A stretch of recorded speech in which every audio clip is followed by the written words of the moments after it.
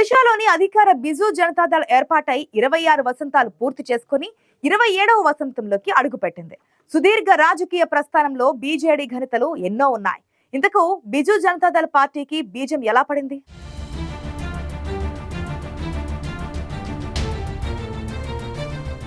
నవీన్ పట్నాయక్ తన తండ్రి పేరు మీద బిజు జనతాదళ్ అని పార్టీ పెట్టడానికి గల కారణం ఏంటి? బీజేడీ ఏర్పాటు, నవీన్ పట్నాయక్ రాజకీయ అరంగేట్రం ఎలా జరిగాయి?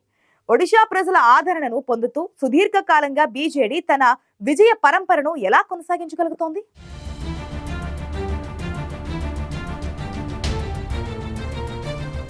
దేశంలో ఉత్తరాది రాష్ట్రాలతో పోలిస్తే దక్షిణాది రాష్ట్రాలకు ప్రత్యేకత ఉంది. రాజకీయ పరంగా దక్షిణాది రాష్ట్రాలది ప్రత్యేక శైలి. దక్షిణాది రాష్ట్రాల్లో జాతీయ పార్టీల కన్నా ప్రాంతీయ పార్టీలదే హవా. కర్ణాటక, ఏపీ, తెలంగాణ, తమిళనాడు, ఒడిశా ఇలా ఏ రాష్ట్రం తీసుకున్నా ప్రాంతీయ పార్టీల హవానే కొనసాగుతోంది. ఒక్కో రాష్ట్రంలో ఒక్కో ప్రాంతీయ పార్టీ అధికారంలో ఉండి ఆ రాష్ట్రాన్ని దిశానిర్దేశం చేస్తోంది. కాంగ్రెస్ చాలా కాలంగా దక్షిణ భారత రాష్ట్రాల్లో రాజకీయాలు చేస్తున్నా ఆ పార్టీకి ప్రధాన పోటీదారులు ప్రాంతీయ పార్టీలే ఉంటున్నాయి.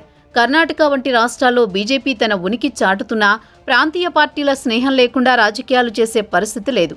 ఇలాంటి పరిస్థితుల్లో ఒడిశాలోని బిజు జనతాదళ్ పార్టీ 1997 డిసెంబర్ 26వ తేదీన పురుడు పోసుకుంది. తాజాగా 26 వసంతాలు పూర్తి చేసుకుని 27వ వసంతంలోకి అడుగుపెట్టింది.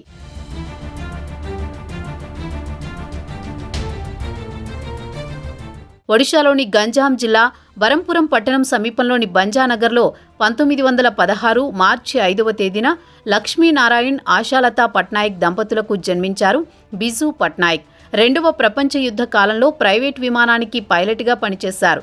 ఆ తర్వాత రాయల్ ఇండియన్ ఎయిర్ ఫోర్స్లో చేరి ఎయిర్ ఫోర్స్ ట్రాన్స్పోర్ట్ కమాండ్కు అధికారిగా పనిచేశారు.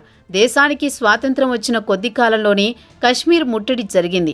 సైన్యంలో పనిచేస్తున్న బిజు పట్నాయక్ కశ్మీర్కు వెళ్లి యుద్ధం చేశారు.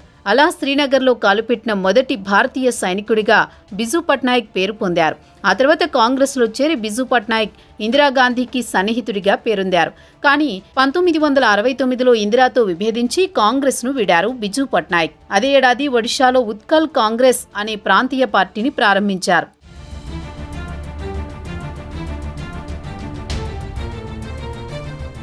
ఆ తర్వాత కొన్ని రాజకీయ సమీకరణాల కారణంగా ఉత్కల్ కాంగ్రెస్ను 1977లో జనతా పార్టీలో విలీనం చేశారు బిజు పట్నాయక్. ఆ తర్వాత బిజు పట్నాయక్ 2 సార్లు ఒడిశా సీఎంగా పనిచేశారు. ప్రజలకు ఆయన బిజు బాబుగా బాగా దగ్గరయ్యారు. ఆయన మరణానంతరం నేడు ఒడిశాలో అధికారంలో ఉన్న బిజు జనతాదళ్ పార్టీ ఆయన పేరు మీద ఏర్పాటయింది. డిసెంబర్ 26న 1997లో ఈ పార్టీని ఆయన కుమారుడైన నవీన్ పట్నాయక్ ప్రారంభించారు. బిజు పట్నాయక్ ఆశయాలే స్ఫూర్తిగా బిజు జనతాదళ్ ఏర్పాటైంది.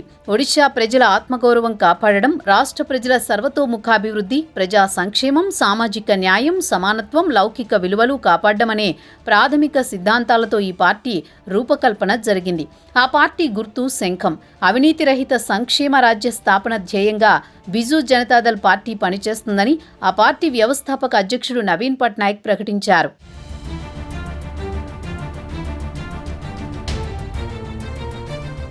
1997లో పురుడు పోసుకున్న బీజేడీ పార్టీ ఒడిశా రాజకీయాల్లో కీలకమైన పాత్ర పోషిస్తోంది. 2000 ఎన్నికల నుండి నేటి వరకు ప్రతి ఎన్నికల్లో ఘన విజయం సాధిస్తూనే వస్తోంది. ప్రత్యర్థి పార్టీలను చిత్తుచిత్తుగా ఓడించి ఒడిశా రాజకీయాలను అత్యంత ప్రభావితం చేస్తున్న పార్టీగా రూపుదిద్దుకుంది. 1998 సార్వత్రిక ఎన్నికల్లో బీజేడీ 9 సీట్లు గెలుచుకుంది. ఆ తర్వాత నవీన్ పట్నాయక్ గనుల శాఖ మంత్రిగా పనిచేశారు. 1998 సార్వత్రిక ఎన్నికల్లో బీజేడీ 10 సీట్లు గెలుచుకుంది. 2004 ఎన్నికల్లో బీజేపీతో పొత్తు పెట్టుకుని అసెంబ్లీ ఎన్నికల్లో మెజారిటీ స్థానాలను బీజేడీ గెలుచుకుంది. 11 పార్లమెంటు స్థానాలకు 2004 ఎన్నికల్లో గెలుచుకుంది. కంధమల్ అల్లర్ల కారణంగా బీజేపీతో బంధాన్ని తెంచుకుంది బీజేడీ. 2009, 2014 ఎన్నికల్లో బీజేపీతో పొత్తు లేకుండానే ఒంటరిగా పోటీ చేసి అసెంబ్లీ ఎన్నికల్లో బీజేడీ ఘన విజయం సాధించింది. 2009 ఎన్నికల్లో 147 సీట్లకు గాను 117 సీట్లు గెలుచుకుంది.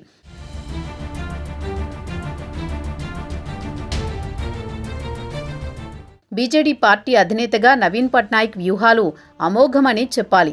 ఒడిశాలో ప్రాంతీయ పార్టీలకు చోటు లేదు. ఎప్పటికైనా దుకాణం మూసేయాల్సిందే అని విమర్శలు వచ్చినా వెరవకుండా నవీన్ రాజకీయ పార్టీని ఒంటి చేత్తో నడుపుతున్నారు. వాస్తవంగా బిజు పట్నాయక్ తన వారసులను రాజకీయాలకు పరిచయం చేయలేదు. ఆయనకి 2 కుమారులు, ప్రేమ్ పట్నాయక్, నవీన్ పట్నాయక్. బిజు పట్నాయక్ మరణానంతరం అతని సన్నిహితులు ఆయన సతీమణి జ్ఞానదేవిని కలిసి ఇద్దరిలో ఒకరిని రాజకీయాల్లోకి తేవాలని ఒత్తిడి చేశారు. పారిశ్రామికవేత్తగా ఢిల్లీలో ఉన్న ప్రేమ్ పట్నాయక్ రాజకీయాలపై ఆసక్తి లేదని తేల్చి చెప్పారు. నవీన్ పట్నాయక్ రచయిత, ఢిల్లీలో ఉండేవారు. అప్పుడప్పుడు ఢిల్లీకి వచ్చేవారు. బిజు సన్నిహితులు ప్రాంతీయ పార్టీ ఏర్పాటుకు ఎవరో ఒకరు ముందుకు రావాలని ఒత్తిడి తీసుకొచ్చారు. నవీన్ తనకు రాజకీయ అవగాహన లేదని, ఆసక్తి లేదని చెప్పారు. చివరకు తల్లి జ్ఞానదేవి ఒత్తిడితో ప్రాంతీయ పార్టీ ఏర్పాటు బాధ్యతలను నవీన్ పట్నాయక్ చేపట్టారు.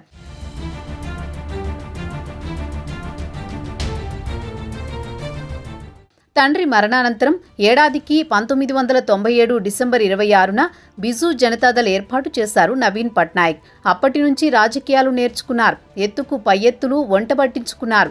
అలా ఆయన రాజకీయ ప్రస్థానం పార్టీతోనే ఆరంభమైంది. ఇక 2000 మార్చి 5వ తేదీ నుంచి ఇప్పటి వరకు నవీన్ పట్నాయక్ 23 ఏళ్లుగా సుదీర్ఘంగా ముఖ్యమంత్రిగా పనిచేస్తున్నారు. దేశంలో అత్యధిక కాలం పనిచేసిన సీఎంలలో రెండో వ్యక్తిగా గుర్తింపు పొందారు. ఆయన కన్నా ముందు 24 ఏళ్ల 166 రోజులు సిక్కిం సీఎంగా పనిచేసిన పవన్ కుమార్ చామ్లింగ్ ఉన్నారు. త్వరలోని ఆ రికార్డు బద్దలవడం ఖాయం. అవినీతి రహిత సీఎంగా నవీన్ పట్నాయక్ పేరు ఉంది.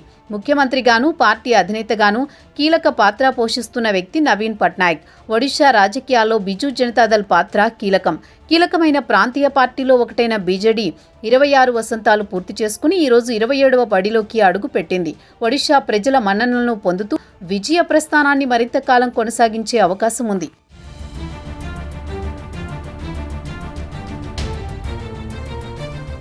తన తండ్రి మరణ అనంతరం నవీన్ పట్నాయక్ ఆయన పేరుతో బిజు జనతాదళ్ ఏర్పాటు చేసి ఒడిషా ప్రజలకు సేవ చేస్తూ వారి ఆదరణతో సుదీర్ఘకాలంగా సీఎంగా కొనసాగుతున్నారు. ఒడిషాలో అత్యంత శక్తివంతమైన పార్టీగా బీజేడీ, శక్తివంతమైన నేతగా నవీన్ పట్నాయక్ పేరుగాంచారు.